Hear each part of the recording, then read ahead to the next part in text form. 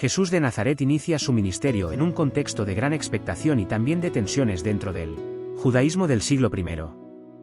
Su relación con los fariseos, el grupo religioso y social encargado de interpretar rigurosamente la ley de Moisés, es clave para comprender tanto sus enseñanzas como la reacción que generan. Desde el principio, Jesús transmite un mensaje que sitúa en primer lugar el amor a Dios y al prójimo como cumplimiento auténtico y perfecto de la ley. Aunque esta enseñanza retoma fundamentos del judaísmo tradicional, desafía la interpretación estricta, legalista y muchas veces formalista que algunos fariseos defienden, provocando debates profundos con ellos. Un ejemplo emblemático de este intercambio es el encuentro con Nicodemo, un fariseo notable y miembro del Sanedrín, que busca a Jesús en secreto, mostrando respeto y un deseo de comprensión. Nicodemo representa ese sector del fariseísmo abierto al diálogo y al replanteamiento dentro de la tradición. Su interés en las enseñanzas de Jesús revela la complejidad interna de los fariseos, pues no todos se oponen abiertamente. Algunos intentan entender la novedad que Jesús propone desde dentro del sistema religioso. También Jesús dialoga con escribas fariseos, expertos en la ley y custodios de la interpretación normativa. En un episodio memorable, un escriba le pregunta cuál es el primer mandamiento de toda la ley. Esa pregunta permite a Jesús sintetizar la esencia ética del judaísmo en el amor a Dios con todo el corazón y al prójimo como a uno mismo. Su respuesta no solo impresiona al escriba, sino que confirma la profundidad y validez transformadora de su mensaje, que trasciende la mera observancia externa y abraza una dimensión interior y auténtica.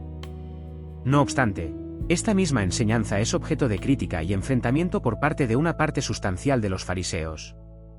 Para ellos, la integridad religiosa consiste en el cumplimiento estricto de la Torá y las tradiciones orales, sin lugar para interpretaciones que relativicen o desplacen la letra de la ley. Desde esta perspectiva, Jesús es percibido como una amenaza para el orden establecido, porque denuncia la hipocresía y la falta de sinceridad moral en la práctica religiosa. Señala, por ejemplo, a quienes hacen rituales visibles para los demás pero descuidan la justicia, la misericordia y la fe genuina. Estas tensiones no solo son ideológicas, sino que tienen un peso político y social considerable. Los fariseos opositores temen perder autoridad ante un predicador que atrae multitudes con una voz que parece retornar a una ética pura y cercana a la intención original de la ley. Jesús, por su parte, permanece firme, consciente de que su mensaje confronta un sistema religioso arraigado pero también abierto a la renovación que algunos buscan. La carga emocional de estos intercambios es un desafío intelectual. Ambos bandos luchan por demostrar la validez de sus posturas mientras las multitudes observan con atención y expectativa. Curiosamente, a pesar de la creciente oposición, Jesús no abandona el diálogo ni la enseñanza, al contrario, la convierte en el centro de su misión. Insiste en que el verdadero cumplimiento de la ley se basa en la misericordia y en la autenticidad ante Dios y los demás, no en la mera observancia externa o en la acumulación de reglas. Esta postura revela una ética elevada y una preocupación profunda por la condición humana y su relación con lo divino. De este modo, los encuentros entre Jesús y los fariseos son mucho más que simples discusiones teológicas.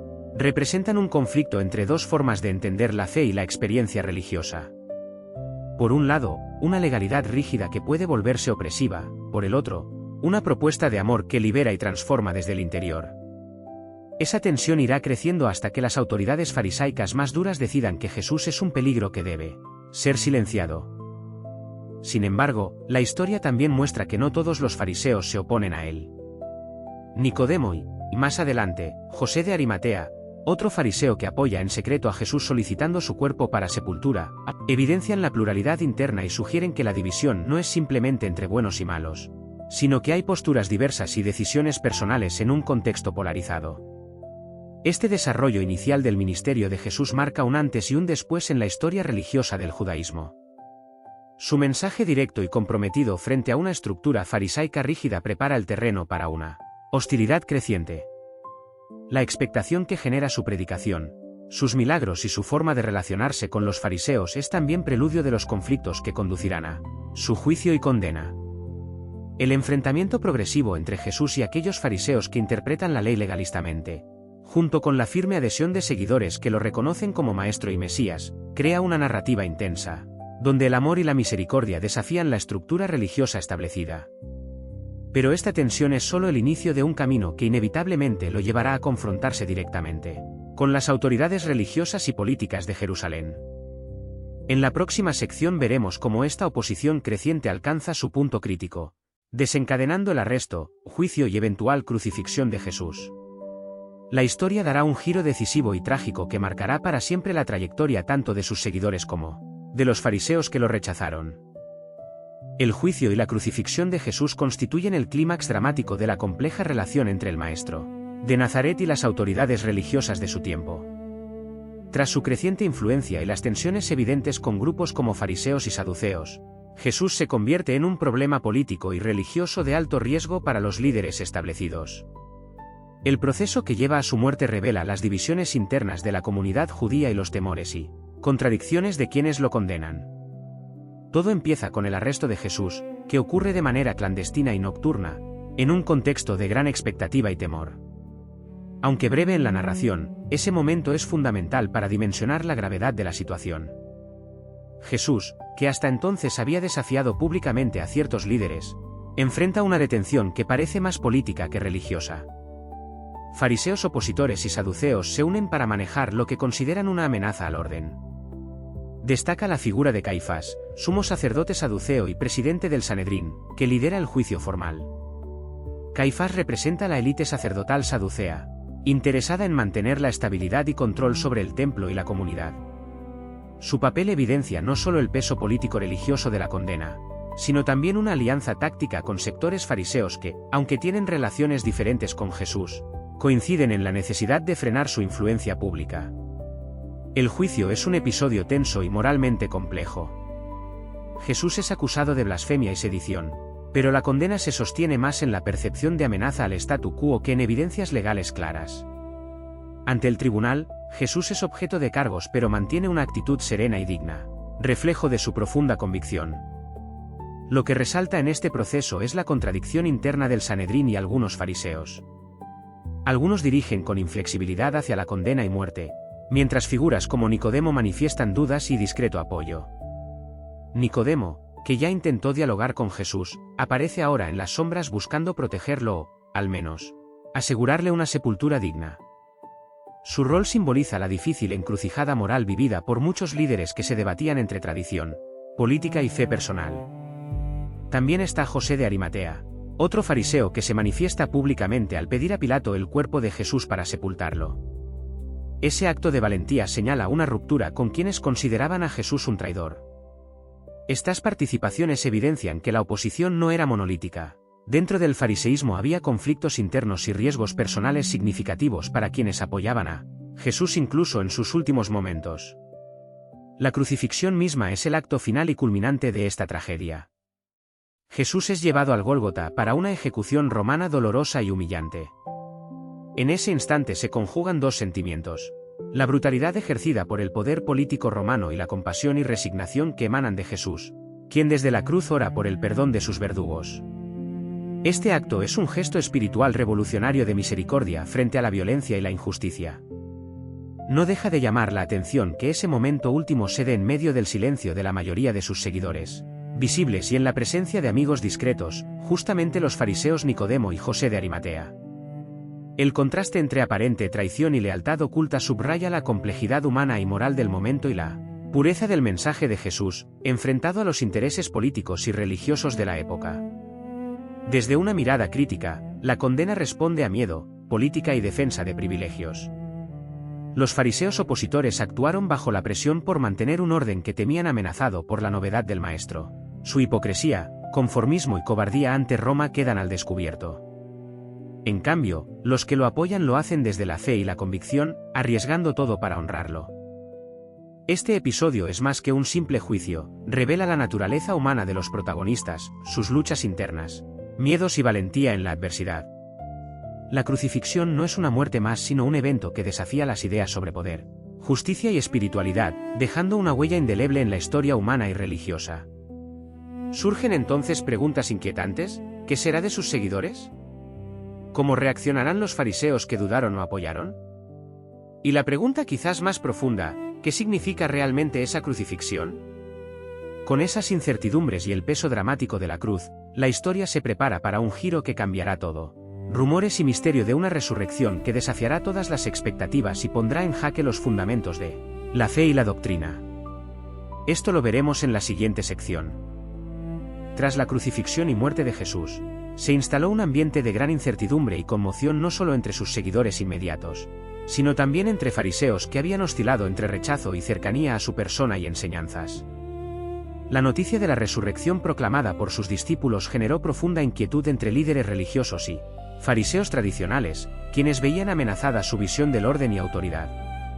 En este clima de ansiedad y confusión se produjeron movimientos diversos dentro del judaísmo. Algunos fariseos, sorprendidos y conmovidos por la firmeza de los testimonios de la resurrección, comenzaron a considerar que Jesús podría ser realmente el Mesías. Aunque minoritaria y al comienzo tímida, esta evolución evidenció un cambio interno hacia una espiritualidad genuina, en contraste con la rigidez de quienes solo se aferraban a la letra. Destacan dos figuras clave que mantuvieron posturas reservadas pero decisivas: Nicodemo y José de Arimatea. Asumiendo apoyo concreto y arriesgado, colaboraron en la sepultura digna de Jesús y fueron testigos confiables de la tumba vacía, fortaleciendo la credibilidad de las primeras proclamaciones resurreccionales. Su compromiso silencioso fue un faro de luz en medio de hostilidad y miedo. Sin embargo, el auge del incipiente cristianismo provocó oposición. La resurrección y la aceptación de nuevos seguidores convirtieron al movimiento en amenaza para las estructuras religiosas y políticas. Pablo de Tarso, antes Saulo, representó la resistencia más vigorosa. Fariseo riguroso y alumno de Gamaliel, Pablo encabezó la persecución contra cristianos, motivado por preservar la pureza religiosa y la identidad judía ante lo que veía como desviación peligrosa. La dinámica interna en el judaísmo se tornó altamente tensa. Por un lado, la fe en Cristo resucitado como cumplimiento mesiánico; por otro, la defensa del legado mosaico amenazado por esta novedad. La disputa no fue solo teológica sino política y social, pues la unidad del pueblo estaba en juego bajo la ocupación romana y los conflictos internos. La emoción predominante era una mezcla de confusión, desconcierto y lucha. Para cristianos, cada testimonio de resurrección era esperanza; para fariseos escépticos o adversarios, el mensaje era desviación que debía contenerse para proteger la tradición. A pesar de la hostilidad, el grupo inicial creció en convicción y número, gracias a la predicación de los apóstoles y a la valentía de quienes, como Nicodemo y José de Arimatea, tenían respeto y amor por Jesús. Su conversión silenciosa señalaba un camino para otros fariseos que reconsideraban sus posiciones ante la realidad del cristianismo. Esta etapa es un punto de inflexión crucial. La fe en la resurrección comienza a consolidarse como núcleo definitorio del cristianismo, diferenciándolo cada vez más del judaísmo tradicional. La persecución, aunque intensa, también fortalece la comunidad, sobre todo a través de la figura transformadora de Pablo, cuya conversión será narrada luego y resultará decisiva para el destino del movimiento y su expansión. Por ahora, la disputa interna continúa abierta, con sectores divididos entre aceptación y rechazo, apoyo silencioso y persecución activa. La historia de esta primera comunidad cristiana emerge entre las cenizas de la tragedia, con matices complejos y nuevos desafíos.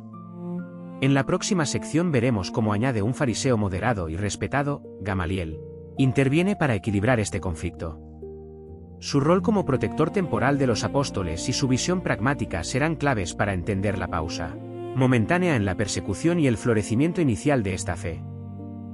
Gamaliel aparece en este momento crítico como un fariseo influyente y sabio, reconocido maestro en el Sanedrín y mentor de Saulo, Pablo. Su intervención marca un punto decisivo para los primeros cristianos nacientes. Frente a la presión creciente que exigía persecución dura contra quienes proclamaban la resurrección de Jesús, Gamaliel propuso prudencia y realismo político-religioso. Según el relato de Hechos de los Apóstoles, el Sanedrín debatía qué hacer con los apóstoles que desobedecían el mandato de cesar su predicación. Algunos miembros, motivados por miedo o rigidez, instaban a silenciarlos con castigos severos para frenar lo que consideraban herejía o subversión. Gamaliel, basándose en historia y justicia, alzó la voz para pedir calma y otro enfoque. Recordó movimientos mesiánicos previos que parecían prometedores o peligrosos pero que luego desaparecieron sin necesidad de violencia. Su argumento práctico era: si ese movimiento no viene de Dios, se extinguirá solo si es divino. Reprimirlos sería ir contra la voluntad divina y acarrear consecuencias negativas. Su defensa buscaba evitar violencia innecesaria y preservar la cohesión social y religiosa en tiempos ya tensos. Por Roma. El Sanedrín decidió, influenciado por Gamaliel, suspender la persecución y dejar que el movimiento siguiera. Esta pausa fue vital para que el cristianismo creciera en número y organización. La actitud de Gamaliel muestra que no todos los fariseos eran intransigentes con Jesús y sus seguidores, y refleja respeto por el debate teológico y visión amplia que premia el discernimiento sobre los juicios precipitados. Esa tregua permitió que figuras como Pablo reflexionaran y más tarde se transformaran. Aunque Pablo era por entonces un perseguidor ferviente, bajo la tutela de Gamaliel estuvo expuesto a ideas que influirían en su conversión. Que Pablo aprendiera de Gamaliel indica la cercanía entre corrientes judías y la complejidad de las tensiones internas. No simples rupturas, sino procesos con diálogo y cambio. Entre las motivaciones de Gamaliel estaban el respeto por el orden político, la cautela ante novedades que pudieran desestabilizar y una fe rigurosa pero humilde en discernimiento espiritual. Su intervención es un reflejo del pragmatismo necesario en tiempos convulsos, donde represión desmedida podía agravar conflictos y fracturas irreparables. En contraste, saduceos y fariseos radicales veían en el cristianismo una amenaza directa a la ortodoxia y autoridad política y social. La postura equilibrada de Gamaliel detuvo parcialmente esta dinámica, creando un espacio para que la fe creciera inicialmente con cierta protección institucional, evitando un choque frontal con consecuencias devastadoras. Esta tensión incluía no solo doctrinas sino dimensiones sociales y políticas. La identidad judía y la relación con Roma estaban en juego. La aparición del cristianismo implicaba cuestionar la ley mosaica y apostar por un camino nuevo basado en Jesús, lo que generaba inquietud y desconfianza. La protección de Gamaliel incentivó indirectamente la expansión del cristianismo más allá del judaísmo, dando tiempo para organizarse y atraer gentiles, aumentando la complejidad religiosa. Este crecimiento también generó temor por la pérdida de control sobre la interpretación oficial. Este episodio es entonces una etapa de esperanza y pragmatismo dentro de la tensión que atravesaba el judaísmo del siglo I. Un sector estaba abierto al diálogo y a la coexistencia pacífica con el cristianismo, mientras persistía la hostilidad que luego se agravaría con la revuelta contra Roma. La intervención de Gamaliel es muestra de que la historia no es solo conflictos irreconciliables, sino también momentos de prudencia y comprensión que evitan crisis mayores y abren camino a la evolución de ideas y creencias. Gracias a su postura moderada, los primeros cristianos sobrevivieron y crecieron, en contraste con otros movimientos mesiánicos rápidamente suprimidos. Sin embargo, la tregua no sería permanente. Las tensiones religiosas y políticas siguieron acumulándose, preparando el terreno para conflictos mayores en los años siguientes. Esos conflictos estallarán con la revuelta judía contra Roma, abriendo un capítulo dramático donde la supervivencia cultural y religiosa se pondrá a prueba. Nos acercamos a una época de crisis que transformará Jerusalén y a ambos pueblos unidos por la fe. En el año 66 estalló la revuelta judía contra el dominio romano, un estallido de violencia, fervor nacionalista y religioso que pondría a prueba los cimientos de Jerusalén y del judaísmo en conjunto. Esta insurrección estuvo liderada principalmente por los celotes, grupo radical que defendía expulsar por la fuerza a los romanos y eliminar influencias extranjeras, reflejando hostilidad persistente hacia el imperio. La revuelta tuvo dimensiones políticas y militares, pero también significó una radicalización interna en el judaísmo, dividiendo la comunidad entre quienes apoyaban la resistencia armada y quienes optaban por la negociación. En ese contexto surge la figura de Johanan ben Zakkai, líder fariseo cuya visión y prudencia fueron cruciales en un momento oscuro y decisivo. Inicialmente en las sombras, ben Zakkai anticipó la gravedad del conflicto y el desenlace inevitable de un choque sin cuartel con Roma. En una maniobra arriesgada e ingeniosa, simuló su muerte para evadir persecución y caos durante el sitio romano de Jerusalén. Esta estrategia le permitió sobrevivir y convertirse en interlocutor para negociar el futuro del judaísmo tras la catástrofe que se avecinaba. Mientras la revuelta avanzaba, Roma, bajo Vespasiano y Tito, intensificaba la respuesta militar para aplastar la rebelión. En el año 70 Jerusalén cayó tras una campaña brutal que devastó la ciudad y destruyó el templo, centro espiritual y cultural. La caída fue una catástrofe sin precedentes, pérdida física del espacio sagrado y crisis existencial para el pueblo judío. Ese punto fue un quiebre que forzó a reconsiderar la supervivencia y su forma de sostenerse en un mundo cambiado. En ese escenario de ruinas, Ben Sakai fue decisivo. Tras simular su muerte y negociar diplomáticamente con Vespasiano, logró acordar la fundación de una academia en Yabne, convertida luego en centro de renovación y preservación de la tradición farisea. Aunque modesto frente a la devastación, este hecho tuvo impacto crucial para el judaísmo. La academia representó un proyecto de resistencia cultural y religiosa, orientado a reorganizar la vida rabínica en torno al estudio y reinterpretación de la Torá sin el templo, sentando las bases del judaísmo rabínico que perduraría siglos. Ben Sakai apostó por la negociación en vez de confrontación violenta, enfrentando la resistencia de celotes y sectores que veían cualquier pacto con Roma como traición. Esta división reflejó un conflicto histórico fundamental, entre la defensa armada de un ideal nacional y religioso, y la búsqueda pragmática de soluciones para garantizar la continuidad espiritual y cultural adaptándose a la realidad. Ben Sakai es así símbolo de sabiduría y adaptación que preservó el legado religioso ante el derrumbe político y social. Pero la tragedia dejó profunda desesperanza y desarraigo. La destrucción del templo y Jerusalén confrontó a líderes con la urgente necesidad de repensar la fe. La academia en Yabne no cerró el capítulo, sino que abrió la vía para reconstruir, desde la reflexión y estudio, un judaísmo sin sacrificios ni culto centralizado, centrado en la palabra escrita y la interpretación rabínica. La revuelta y fracaso aceleraron el distanciamiento entre judaísmo fariseo en Yabne y el naciente cristianismo, que aunque surgido dentro del judaísmo, ya se definía cada vez más autónomo. Este proceso estuvo condicionado por factores políticos y teológicos, pero la guerra y destrucción influyeron profundamente en la configuración de ambas comunidades. Así, la supervivencia del judaísmo se sostuvo en la Academia de Yabne, un proyecto que giraba la mirada hacia el estudio y liderazgo rabínico como nueva forma de vida, contraposición a la violencia y tragedia. Ben Sakai y sus seguidores fueron custodios de este nuevo tiempo, enfrentando la realidad sin templo y autonomía política. Este periodo de consolidación y transformación sentó las bases del judaísmo rabínico tal cual conocemos, con nuevas liturgias, normas y roles, y definió un espacio aparte para los seguidores de Jesús, cada vez más distantes en prácticas y creencias. Tras la tormenta, la escena está lista para la consolidación formal del judaísmo rabínico y la definición clara de la ruptura, con el cristianismo, marcado por religión distinta, identidades y memorias enfrentadas. Con la fundación de la Academia en Yabne, liderada por Johanan Ben Sakai, comienza un capítulo decisivo para el judaísmo post-destrucción del templo. Se trataba no solo de sobrevivencia física o política, sino de una reconstrucción espiritual y teológica para preservar la identidad judía frente a la crisis devastadora de Jerusalén en el año 70. Ben Sakai, hoy como líder fariseo y maestro, entendió que ya no bastaba adherirse a prácticas antiguas ni al culto sacrificial, sino que hacía falta un nuevo centro de aprendizaje, debate y autoridad normativa capaz de enfrentar los desafíos de una realidad sin templo.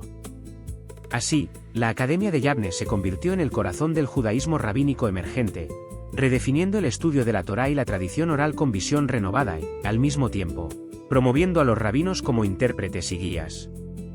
La institución transformó la relación del pueblo con su religión, focalizando la liturgia, enseñanza y oración en ausencia del templo. Desde allí se definieron prácticas vigentes hasta hoy y se marcaron las líneas que distanciaron definitivamente al judaísmo rabínico del cristianismo, ya entonces comunidad con identidad propia. Una manifestación significante fue la inclusión en la liturgia de la Birkat Minim, bendición que maldecía a los minim, herejes y disidentes, entre ellos seguidores de Jesús. Esta bendición no solo tenía carácter religioso sino social y comunitario para excluir y marcar distancia con quienes se apartaban de la fe tradicional y postulaban una interpretación mesiánica distinta. La separación entre judaísmo rabínico y cristianismo fue así gradual, combinando aspectos teológicos, litúrgicos y sociales para establecer fronteras claras. Sin embargo, más allá de rupturas, en escritos y tradiciones rabínicas posteriores se registra un diálogo ético profundo sobre las heridas y necesidad de equilibrio espiritual comunitario. Un ejemplo es el diálogo atribuido a Ben Sakai y un discípulo cuyo nombre es incierto, identificado en algunas fuentes como Joshua ben Hanania. Estas conversaciones debaten intensamente el papel de la misericordia frente a rituales, en un momento donde el sacrificio ya no existía. Frente a la ausencia del templo, la comunidad enfatizaba compasión, justicia y responsabilidad mutua como pilares de la fe, valores sorprendentes por su semejanza con enseñanzas de Jesús, aunque en contextos religiosos distintos. Esta reflexión, que combina pragmatismo y apertura ética, fortaleció la cohesión interna y conservó elementos que podían funcionar como puentes morales incluso para quienes se separaron y fundaron la Iglesia independiente. La experiencia traumática llevó al judaísmo rabínico a enfatizar la misericordia como prioritaria sobre el cumplimiento formalista. No obstante, persistieron diferencias profundas y, tras consolidar prácticas litúrgicas excluyentes y aumentar el distanciamiento en comunidades locales, el cristianismo se configuró como religión separada, con teología, organización y misión propias. El cristianismo integró a gentiles, predicó resurrección y gracia, y renunció a aspectos clave de la ley que seguían centrales para los fariseos. Por ello, la etapa de Yavne no solo fue reafirmación y reforma del judaísmo post-templo, sino punto donde la ruptura con cristianismo se formalizó, dando origen a dos tradiciones que, aunque con raíces comunes, caminarían por sendas divergentes, marcadas por conflictos, distanciamientos y a veces diálogos y reconocimientos. La aparente calma en Yavne contrastaba con la tensión frente a Roma y la incertidumbre futura. En ese clima, la misericordia y reflexión sobre su rol en la fe y comunidad eran legado duradero, faro ético que trascendía fronteras e invitaba a esperanza y profundidad moral, incluso en la pérdida y cambio.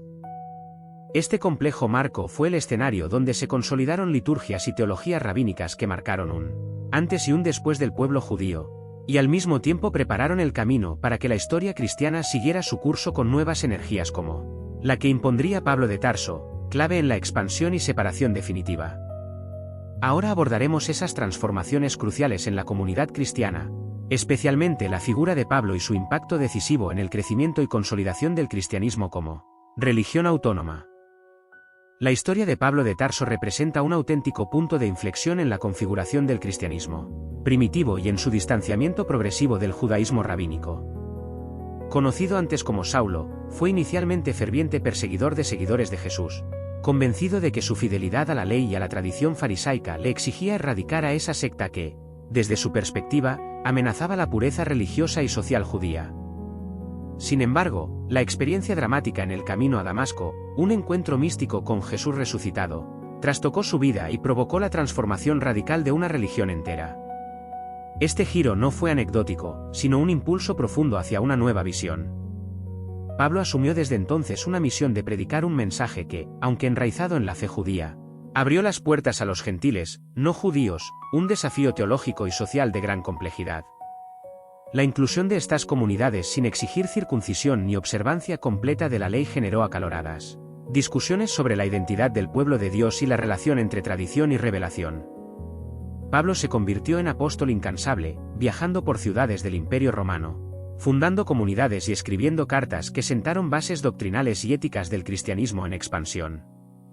Su énfasis en perdón, incluso hacia enemigos acérrimos, simboliza un puente ético que resignifica la justicia según misericordia y amor al prójimo. La esperanza se afirma como motor de renovación espiritual y social en un mundo hostil y fragmentado. La integración de gentiles no estaba exenta de conflictos. Fariseos convertidos al cristianismo, incluso Pedro, compartían la necesidad de reconciliar la ley con la fe en Jesús, pero enfrentaron tensiones crecientes. No era solo un conflicto teológico sino cultural y político. ¿Cómo coexistir cuando los referentes comunes se difuminaban? Bajo el influjo de Pablo, el cristianismo definió una identidad consolidada y marcó distancias que formalizaron la separación del judaísmo. Este proceso implicó un crecimiento acelerado, apoyado por la prédica de Pedro, quien promovió conversión y perdón hacia los que condenaron a Jesús. Esa misericordia universal, alineada con enseñanzas atribuidas a Jesús, fue crucial para que el cristianismo resultara atractivo y facilitó su diversidad cultural y expansión geográfica. Asimismo, este crecimiento atrajo persecuciones y malentendidos. Cristianos eran vistos con recelo por judaísmo tradicional y Roma. No obstante, Pablo fue catalizador clave para que el cristianismo se consolidara como religión autónoma, con estructuras, ritos y liderazgo propios. La distancia con el fariseísmo aumentó hasta volverse insalvable. Simultáneamente, la transformación del judaísmo post-templo creó un panorama nuevo donde la Academia de Yavne y liturgias como la Birkat Aminim reforzaban la exclusión formal de los seguidores de Jesús, reflejo de las tensiones doctrinales y sociales gestadas desde su muerte y la caída de Jerusalén. Mientras tanto, Las fraternidades cristianas integraban a variados creyentes y fortalecían prácticas basadas en gracia y redención, fuera del estricto ritual. Este periodo de transición y crecimiento marcó un momento de esperanza y renovación espiritual que transformó, para siempre, el panorama religioso. Cada paso dado por Pablo y compañeros rompió paradigmas, enfrentó hostilidades y abrió caminos insospechados que permitieron al cristianismo trascender sus raíces y convertirse en una fuerza global. Al concluir esta etapa, se evidencia que el legado de Pablo no queda limitado a fundar comunidades o debates doctrinales, sino que su aporte cristiano es un mensaje radical de perdón y comunión universal, que, pese a desafíos, sentó las bases para la expansión histórica fuera del judaísmo. La tensión entre tradición y novedad, judaísmo y cristianismo, seguiría manifestándose en los siglos, moldeando la historia religiosa con debates, confrontaciones y diálogos hasta hoy. Con esta comprensión profunda del proceso de transformación y separación, nos preparamos para explorar cómo esta fe emergente y universalizadora se extendió geográficamente, mientras el judaísmo rabínico adaptaba y fortalecía sus estructuras para sobrevivir y evolucionar en un mundo cada vez más complejo y cambiante. La historia continúa en la expansión del cristianismo y en la resiliencia del judaísmo farisaico.